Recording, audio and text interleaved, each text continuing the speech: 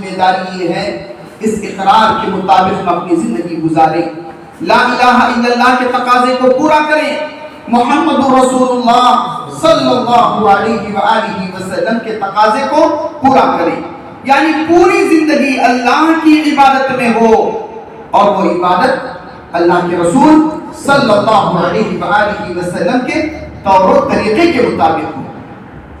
یہ بات آپ نے بارہا سنی، ہماری عبادت رب العالمین کی بارگاہ میں اسی وقت قابل قبول جب وہ اللہ کے لیے وہ عبادت کی جائے، وہ محض اللہ کے لیے ہو، اللہ رب العالمین کی رضا کے لیے ہو، اخلاص کے ساتھ ہو، وہ توحید پر ہو، اس کے اندر شرک کی آمیزش ہرگز نہ ہو۔ اور دوسرا، نبی صلی اللہ علیہ وآلہ وسلم کے طور و طریقے کے مطابق ہو، وہ کسی بدعت کے بل بوتے پر نہیں، خالص اللہ کے نبی صلی اللہ علیہ وآلہ وسلم کی اتباع میں ہو، پیروی میں ہو، تب جا کر امید ہے اللہ رب العالمین ہمارے اعمال کو شرف قبولیت سے نوازے گا۔ یہ تمام کے لیے، مردوں کے لیے بھی، عورتوں کے لیے بھی، چھوٹوں کے لیے اور بڑوں کے لیے، تمام کے لیے یہی اصول ہے۔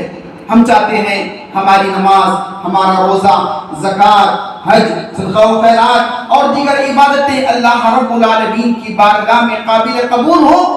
شرک سے بچنا ضروری ہے، توحید پر چلنا ضروری ہے، نبی کی اتباع اور پیروی کرنا ضروری ہے، اور بدعات اور خرافات سے اپنے آپ کو بچانے کی سخت ضرورت ہے۔ اور نہج بھی بتایا گیا، طور و طریقہ بھی بتایا گیا کہ کس طریقے سے آپ کو عبادت کرنی ہے۔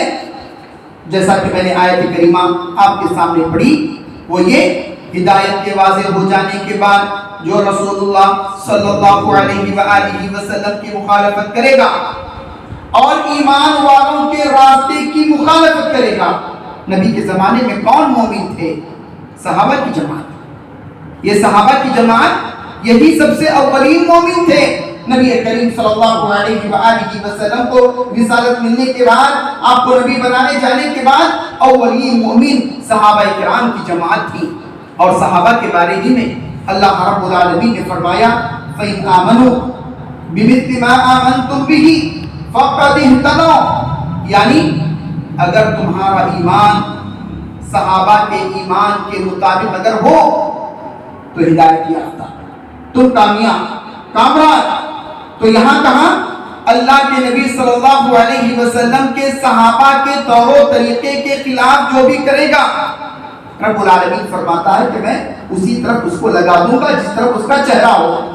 آج کتنے ایسے مسلمان ہیں لا الہ الا اللہ محمد رسول اللہ کا اقرار کرتے تو ہیں، لیکن طور و طریقہ کسی اور کا، کسی بستی کی طرف نسبت، کسی شخصیت کی طرف نسبت، کسی اور کتاب کی طرف نسبت، حالانکہ انہیں چاہیے تھا کہ اللہ کے نبی صلی اللہ علیہ وآلہ وسلم کی طرف اپنی نسبت کرتے اور نبی کریم صلی اللہ علیہ وسلم کی تابعداری کرتے، آپ علیہ السلام کے طور و طریقے پر چلتے۔ انجام بھی اللہ نے واضح الفاظ میں فرمایا وَنُصْلِهِ جَهَنَّمْ، ایسے لوگ جو نبی کی مخالفت کریں اور مومنوں کے راستے سے ہٹ کر کوئی سی اور راستے کو اپنائیں، ان کا ٹھکانہ جہنم کی آگ، اور یہ سب سے بدترین راہ ہے، سب سے بدترین جگہ ہے۔ ہم میں سے ہر ایک اس بات کو اچھے طریقے سے جانتے ہیں اور ہمارا ایمان ہے کہ دنیا کے سب سے زیادہ کامیاب اور کامران ترین لوگ اگر کوئی ہے تو صحابہ اور صحابیات کی جماعت ہے۔ صحابہ اور صحابیات کی جماعت کامیاب ترین ہے انبیاء کے بعد۔ کیوں کامیاب؟ میں اس سلسلے میں کچھ باتیں آپ کے سامنے کرتا ہوں، اس امید کے ساتھ آپ اس پر غور کریں گے اور عمل کرنے کی کوشش کریں گے، اس لیے کہ دین اسلام عمل کا دین ہے، صرف کہنے اور سننے کا دین بھی نہیں۔ یہاں کہا بھی جائے گا، سنا بھی جائے گا، لیکن اس کے ساتھ ساتھ عمل کرنا بھی ضروری ہے۔ سمعنا وَأَطَعْنَا ہمارے اندر ہو، ہم نے سنا، ہم اطاعت کریں گے، ہمارے اندر یہ ہرگز نہ ہو سمعنا وَعَصَيْنَا، ہم نے سنا اب اس پر چلنے نہیں چلیں گے، نہیں، ایسا نہیں۔ امام ابن الجوزی رحمۃ اللہ علیہ، جن کا قول امام بغوی رحمۃ اللہ علیہ نے اپنی کتاب کے اندر ذکر کیا کہ خمس کان اصحاب رسول اللہ صلی اللہ علیہ وسلم، خمس، پانچ ایسی عادتیں یا عبادتیں، پانچ ایسی خصلتیں جن پر صحابہ کرام کی جماعت تھی، ان کی کامیابی کا راز، صحابہ کی کامیابی کا راز پانچ باتوں پر۔ کیا پانچ باتیں ہیں؟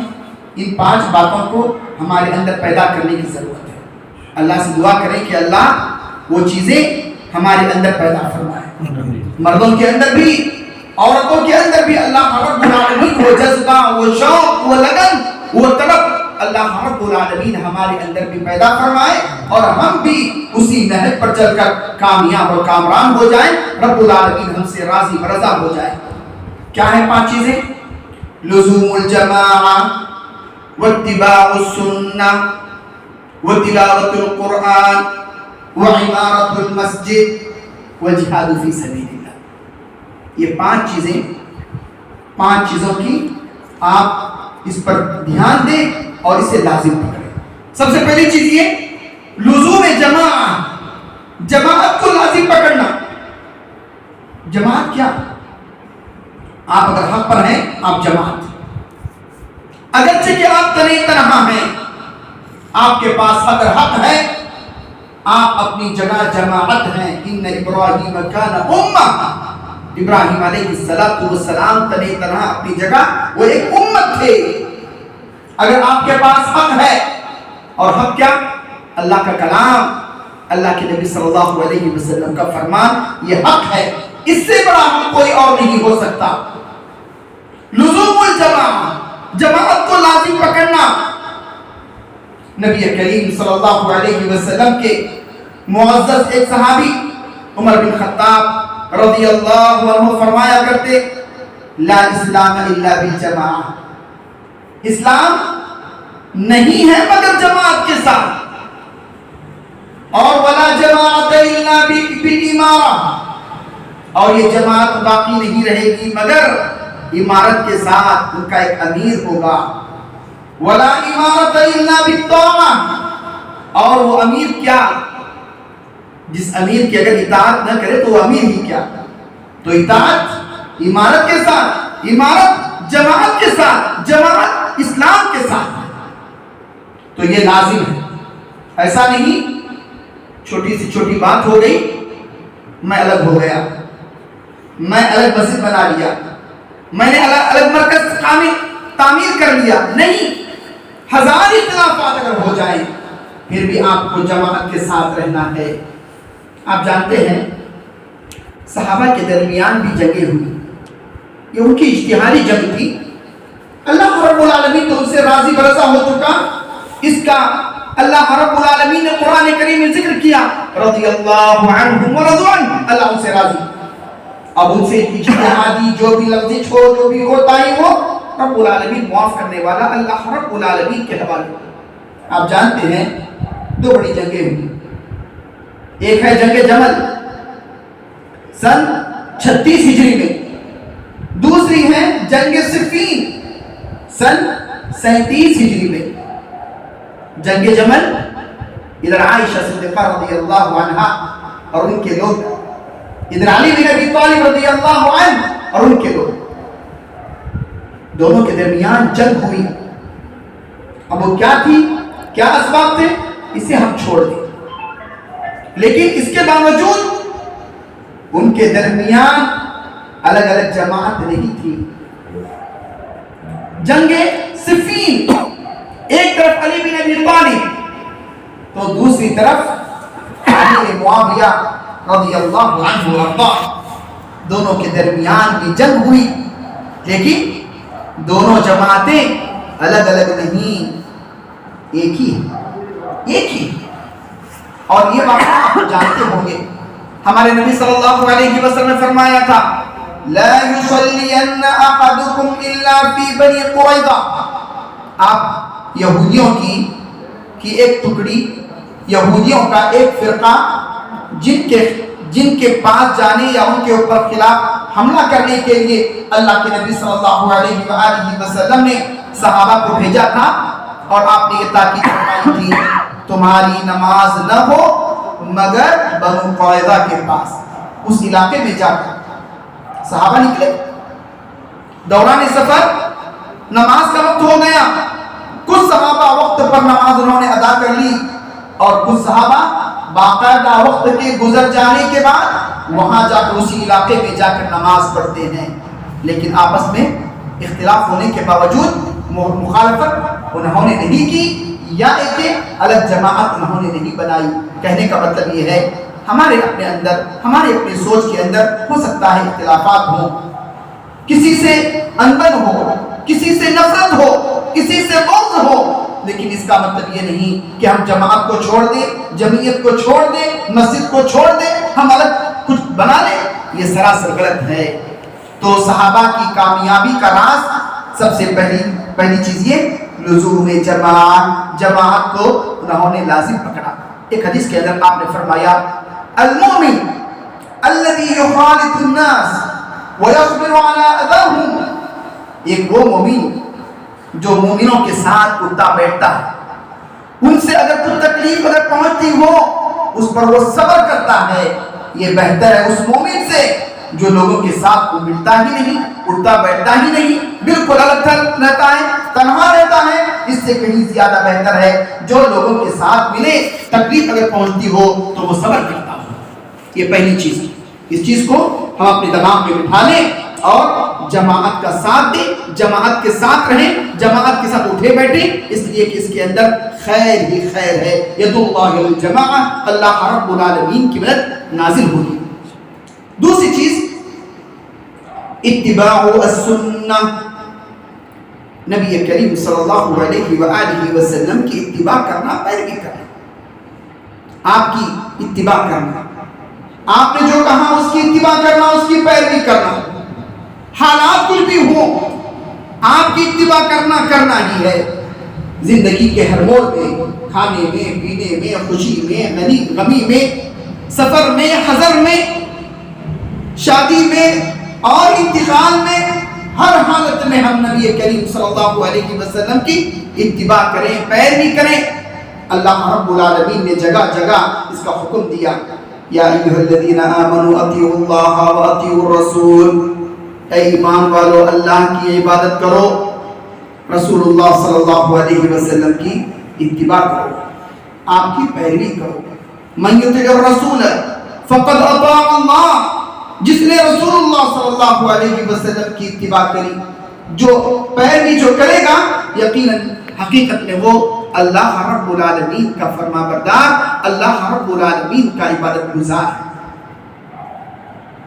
نبی کی اتباع میں اس واقعے کو آپ شاید جانتے ہو، صلح حدیبیہ کا موقع ہے، عثمان بن عفان رضی اللہ عنہ بھی آپ کے ساتھ موجود ہیں۔ نبی کریم صلی اللہ علیہ وسلم نے عثمان بن عفان رضی اللہ عنہ کو مکہ کی طرف بھیجا، جب صحابہ کو، نبی کو، آپ کے ساتھیوں کو روک دیا گیا عمرہ کرنے سے۔ عثمان بن عفان رضی اللہ عنہ جب مکہ گئے، ان کا لباس تخنے سے کافی اوپر تھا۔ بعض نے کہا دیکھو اسلام لانے کی وجہ سے ان کے اوپر کیسی غربت طاری ہوئی، کتنے غریب ہو چکے ہیں دیکھو۔ کچھ نے کہا ٹھیک ہے تم یہاں آئے ہو، ایسا کرو یہ ہمارا لباس ایسے لے لو، جب تک آپ مکے میں رہیں گے اس لباس کو بھی پہن لینا اور طواف بھی کر لینا، جب واپس جاؤ گے ہمارے اس لباس کو چھوڑ دو اور جو تمہارا اپنا لباس ہے اس لباس کو تم پہن لینا۔ کیا جواب دیا عثمان بن عفان رضی اللہ عنہ نے؟ میں نے نبی کریم صلی اللہ علیہ وآلہ وسلم کو ایسے لباس پہنتے ہوئے دیکھا، میں کبھی اس کے خلاف نہیں کر سکتا۔ اور رہی بات طواف کی، جب اللہ کے نبی صلی اللہ علیہ وسلم کو روک دیا گیا، میں کیوں طواف کر سکتا؟ یہ ہے آپ سے محبت، یہ نبی کی اتباع، یہ نبی کی پیروی، اگر یہ چیز اگر ہمارے اندر اگر پیدا ہو جائے، ہر بات پر ہم اللہ کے نبی صلی اللہ علیہ وسلم کی اتباع کریں، پیروی کریں، یقیناً ہم کامیاب ہو جائیں گے، کامیاب ہو جائیں گے۔ آپ جانتے ہیں اس حدیث کو، آپ نے فرمایا من اطیع امتی یدخلون الجنہ، میری امت کے سارے لوگ جنت میں جائیں گے۔ اگر اللہ کے نبی صلی اللہ علیہ وسلم اگر صرف اتنا جملہ کہہ دیتے، سارے کے سارے یقیناً جنت میں جا سکتے ہیں۔ لیکن آگے آپ نے فرمایا الا من ابا، مگر وہ جو انکار کرتا ہے، مگر وہ جس نے انکار کیا۔ آپ سے پوچھا گیا وَمَن یَأْبَى یا رسول اللہ، اے اللہ کے رسول صلی اللہ علیہ وسلم، جنت میں جانے سے کون انکاری ہے، کون انکار کرنے والا ہے؟ تب آپ نے فرمایا من اطاعنی دخل الجنہ، جو میری اطاعت کرے گا وہ جنت میں جائے گا، ایسا مومن جنت میں جائے گا۔ من اطاعنی دخل الجنہ ومن عصانی فقد ابا، اور جو انکار کرے گا، میری نافرمانی کرے گا، جو میری نافرمانی کرے گا، جو میری خلاف ورزی کرے گا، گویا وہ جنت میں جانا نہیں چاہتا، جنت میں جانے سے گویا وہ انکار کرتا ہے۔ تو پتہ یہ چلا نبی کی اتباع، نبی کی پیروی یہ نجات کا ذریعہ ہے، یہ کامیابی کا ذریعہ ہے۔ یہ صحابہ کرام کی کامیابی کا یہ راز تھا۔ صحابہ کرام ہر حالت میں نبی کریم صلی اللہ علیہ وآلہ وسلم کی پوری اتباع کی، آپ کی پیروی کی، آپ کی خلاف ورزی انہوں نے نہیں کی۔ یہ دوسری چیز۔ تیسری چیز تلاوت قرآن۔ اللہ رب العالمین نے عظیم کتاب نبی کریم صلی اللہ علیہ وسلم پر نازل فرمایا۔ اس کی کیا فضیلت ہے، اس کا کیا مقام ہے، اس کا کیا مرتبہ ہے؟ ایک ہر پڑھو گے 10 نیکیاں ملیں گی۔ لیکن آپ ہم میں سے ایک اپنے نفس سے پوچھ لیں، کب اپنے ہاتھوں سے قرآن کریم کھلا تھا؟ کب میں نے قرآن کریم کی تلاوت کی تھی؟ کتنے ایسے ہمارے مسلمان بھائی ہیں، رمضان بیت چکا، اب اگلے رمضان کا انہیں انتظار ہے، رمضان آئے گا قرآن کریم پڑھوں گا۔ کتنے ایسے افراد ہیں، مہینے گزر جاتے ہیں، ہفتے گزر جاتے ہیں، ایام گزر جاتے ہیں، لیکن قرآن کریم کو کھولنے اور قرآن کریم کی تلاوت کرنے کی نوبت نہیں آتی۔ یہ ہمارا تعلق قرآن کریم سے، جبکہ یہ قرآن کریم سربلندی عطا کرنے والی کتاب، ہدایت والی کتاب، برکت والی کتاب، خیر والی کتاب، شفاء دینے والی کتاب، اس کے اندر بہت ساری چیزیں اللہ رب العالمین نے رکھی، لیکن افسوس یہ ہے کہ ہم اس قرآن کریم سے بہت دور ہیں۔ تو قرآن کریم کی تلاوت کریں، ہم قرآن کریم سے اپنا گہرا تعلق پیدا کریں، روزانہ کچھ نہ کچھ حصہ اس کا ہم ضرور پڑھیں، اس کی تلاوت کریں۔ نبی کریم صلی اللہ علیہ وسلم نے فرمایا لا اقول الف لام میم حرف ولكن الف حرف ولام حرف ومیم حرف، میں یہ نہیں کہتا کہ الف لام میم ایک حرف ہے، الف ایک حرف، لام ایک حرف، میم ایک حرف، یعنی ایک حرف پر اللہ رب العالمین 10 نیکیاں دیتا ہے۔ آج ہمارا حال یہ، صبح سے لے کر شام تک، بیدار ہونے سے لے کر سونے تک، اور اگر رات میں اگر نیند بھی اگر کھل گئی ہو، کتنی مرتبہ ہم موبائل دیکھتے ہیں، واٹس ایپ چیک کرتے ہیں، سوشل میڈیا سے جڑے رہتے ہیں۔ اس دھرتی برابر اس میں فائدہ نہیں ہوگا۔ اے کاش ہمارا تعلق اگر قرآن کریم سے اگر مضبوط اگر ہوتا، اللہ رب العالمین کی رحمتیں، رب العالمین کی برکتیں ہمارے اوپر نازل ہو جاتی۔ یہی وہ کتاب ہے جس کے ذریعے سے اللہ رب العالمین قوموں کو وعود دیتا ہے، اور یہی وہ کتاب ہے، اس کتاب کو چھوڑنے کی وجہ سے اللہ رب العالمین قوموں کو ذلیل کر دیتا ہے، خار کر دیتا ہے۔ جو قوم، جو افراد، جو معاشرہ جتنا زیادہ قرآن کریم سے اپنا گہرا تعلق رکھے گی، یقیناً اللہ رب العالمین اسے سربلندی دے گا، کامیابی دے گا، کامرانی دے گا۔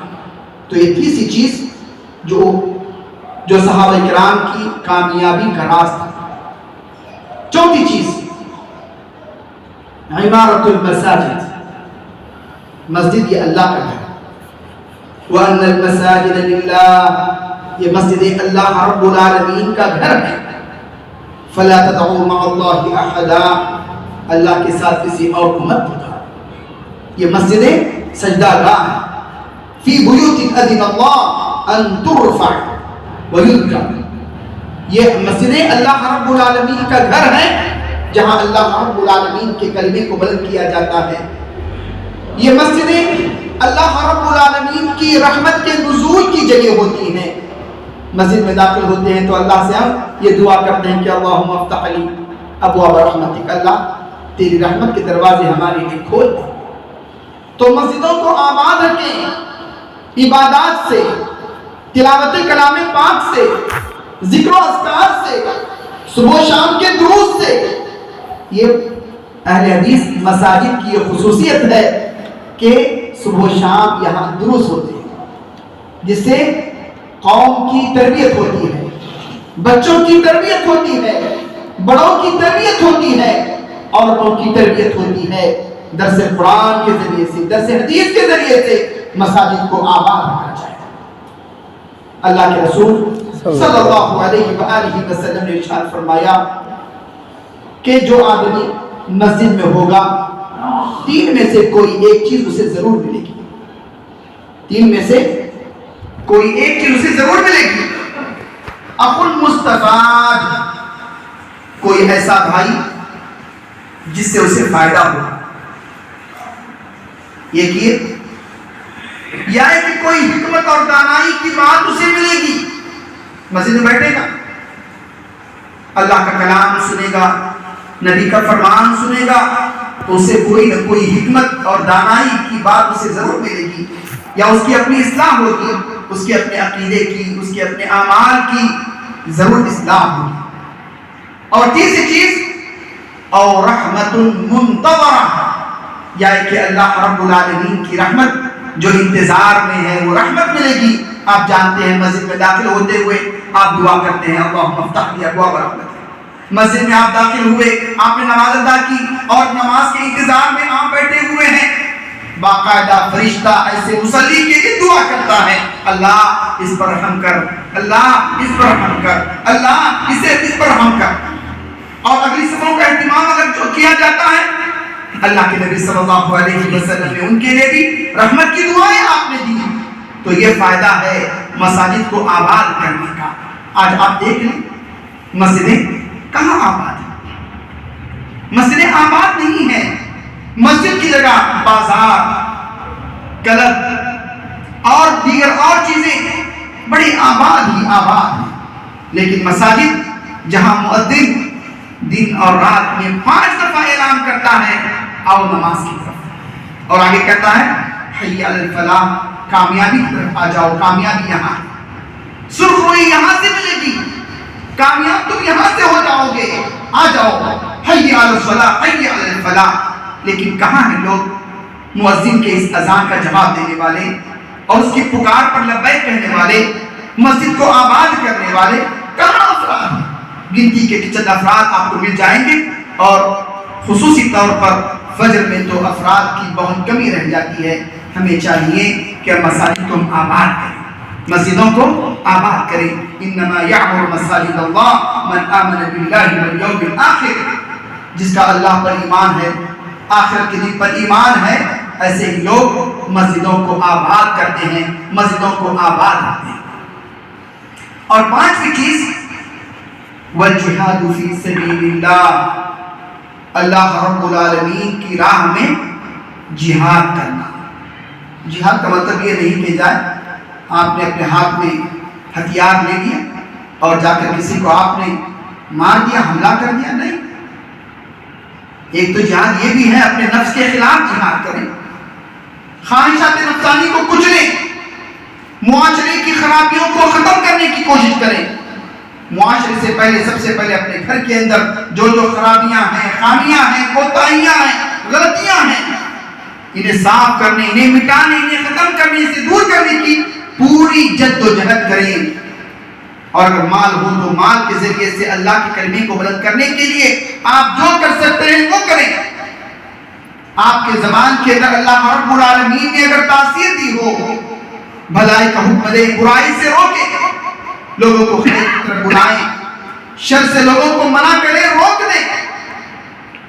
اور اسی کے ساتھ ساتھ سب سے اہم یہ ہے جب جہاں اسلام اور کفر اگر آپس میں ہے، مدبھیڑ اگر ہو رہی ہو، تو ایسی صورت میں اللہ کے کلمے کو بلند کرنے کے لیے، جان دینے کے لیے بھی پیچھے نہ ہٹیں، اس لیے کہ قل ان صلاتی ونسکی ومحیای ومماتی للہ رب العالمین، آپ کہہ دیجئے میری نماز، میری قربانی، میری زندگی، میری موت اللہ کے لیے ہے، رب العالمین کا دیا ہوا ہے کہ رب العالمین کے لیے قربان کرنے کی تیار ہو جائے۔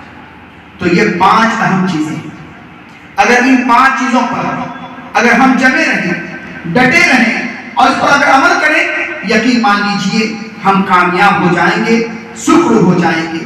کون سی 5 چیزیں؟ سب سے پہلی چیز یہ ہے کہ ہم کیا کریں؟ سب سے پہلی چیز جماعت کو لازم کرنا۔ دوسری چیز نبی صلی اللہ علیہ وسلم کی اتباع کرنا، پیروی کرنا۔ اور تیسری چیز قرآن کریم کی تلاوت کرنا۔ اور چوتھی چیز مساجد کو آباد رکھنا۔ اور 5ویں چیز اللہ رب العالمین کی راہ میں جہاد کرنا، یعنی جد و جہد کی جو بھی طریقے ہیں ان تمام چیزوں پر عمل کرنا۔ اگر واقعی ان چیزوں پر اگر ہم عمل کریں گے تو جس طریقے سے سلف نے کہا صحابہ کی کامیابی اس پر تھی، ہم بھی کامیاب ہو جائیں گے۔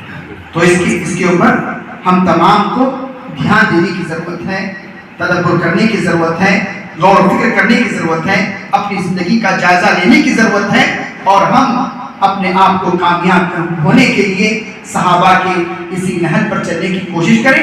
یقیناً ہم کامیاب ہوں گے، کیونکہ اللہ رب العالمین نے فرمایا فَإِنْ آمَنُوا بِمِثْلِ مَا آمَنْتُمْ بِهِ فَقَدِ اهْتَدَوْا، اور اللہ رب العالمین نے فرمایا وَمَنْ يُشَاقِقِ الرَّسُولَ مِنْ بَعْدِ مَا تَبَيَّنَ لَهُ الْهُدَى وَيَتَّبِعْ غَيْرَ سَبِيلِ الْمُؤْمِنِينَ نُوَلِّهِ مَا تَوَلَّى وَنُصْلِهِ جَهَنَّمَ وَسَاءَتْ مَصِيرًا۔ میں اللہ رب العالمین سے دعا کرتا ہوں کہ الہ العالمین ہم میں سے ایک کو جو باتیں کہی گئی ہیں، کہنے والے کو سننے والوں سے زیادہ اس پر غور کرتے ہوئے عمل کرنے کی رب العالمین ہمیں توفیق عطا فرمائے۔ اللہ رب العالمین تفرقے سے ہمیں بچائے رکھے، اللہ رب العالمین مخالفت سے بچائے رکھے، اللہ رب العالمین مساجد کو آباد کرنے، اللہ رب العالمین کے کلام سے محبت کرنے اور اللہ رب العالمین کی عبادت کما حق کرنے کی رب العالمین ہمیں توفیق عطا فرمائے۔ آمین وآخر دعوانا ان الحمد للہ رب العالمین۔